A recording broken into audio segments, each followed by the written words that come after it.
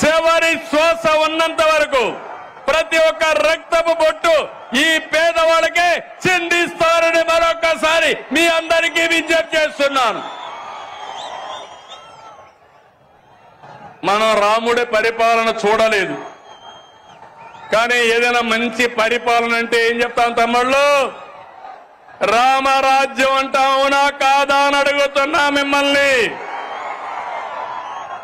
అలాంటి సుపరిపాలన రాముడి రాజ్యంలో ప్రజలు ఎంత ఆనందంగా ఉన్నారో అలాంటి పాలన ఇచ్చే బాధ్యత నాది, పవన్ కళ్యాణ్ గారిది, అదే మాదిరిగా బీజేపీ మాధవ్ గారిది మన రాష్ట్రంలో.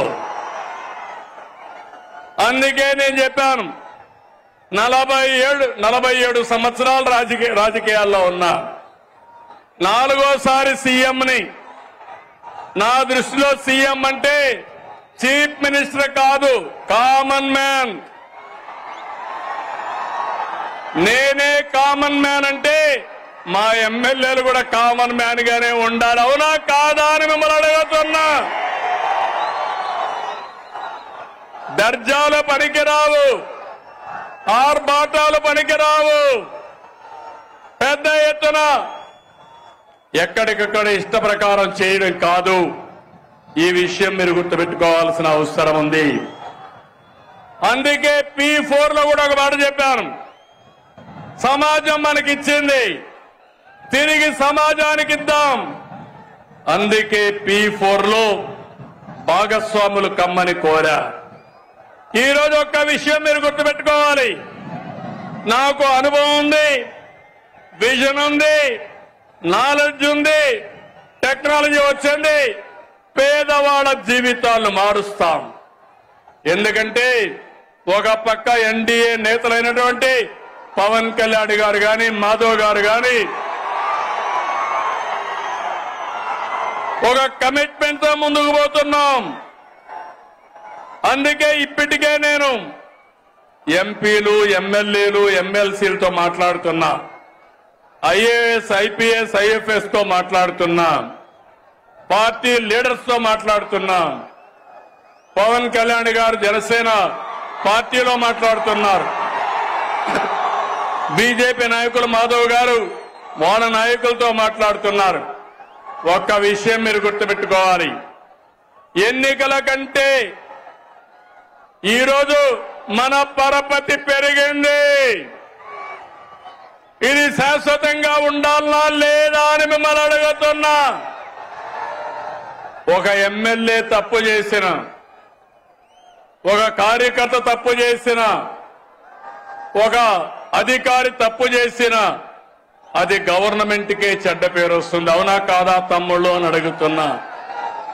అందుకని నేను అన్ని ఆలోచించి ఎప్పటికప్పుడు అందరినీ మోటివేట్ చేస్తున్నా, అందరికీ చెప్తున్నా, అందరినీ సిద్ధం చేస్తున్నా, అందరికీ విజ్ఞప్తి కూడా చేస్తున్నా.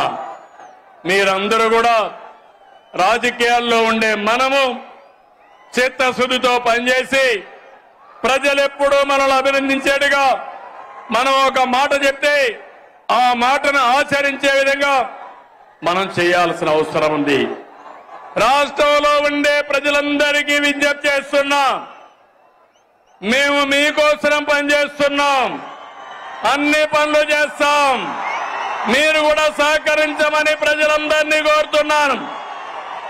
కూటమి పాలనలో సంక్షేమం సూపర్ హిట్, అభివృద్ధి సూపర్ హిట్.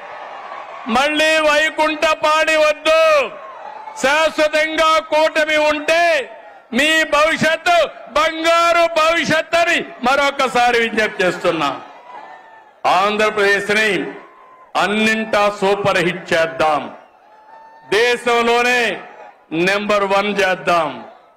కలిసి పోటీ చేశాం, కలిసి గెలిచాం, కలిసి పనిచేస్తున్నాం.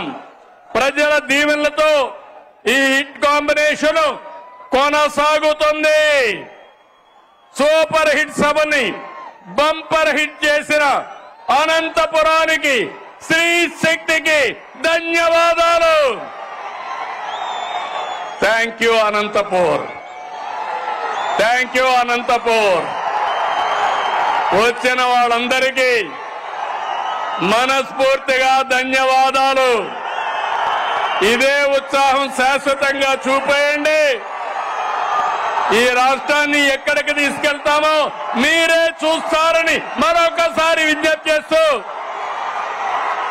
ఇక్కడ జిల్లాకు వచ్చినప్పుడు నాకు కొన్ని విషయాలు చెప్పారు. జీడిపల్లి బైరివాణి తిప్ప ఎత్తిపోతల ప్రాజెక్ట్ ని ఈ సంవత్సరమే ఫోకస్ చేస్తాం. జీడిపల్లి పేరూరు ప్రాజెక్టుకి ఫోకస్ చేస్తాం. అంద్రి నీవా 36 ఏబీసీలు ప్యాకేజీలు ఉరవకొండ, కళ్యాణదుర్గం, రాయదుర్గ నియోజకవర్గాలకి ప్రయోజనం వస్తాయి. మడకశిర బ్రాంచ్ కెనాల్, తుంగభద్ర ఎగువ కాలువ, హెచ్ఎల్సి ఆధునీకరణ, ఇవన్నిటిపైన శ్రద్ధ పెడతాం. అనంతపూర్ నాకు అత్యంత చాలా ప్రీతి ప్రాంతమైన జిల్లా, వెనుకబడిన జిల్లా.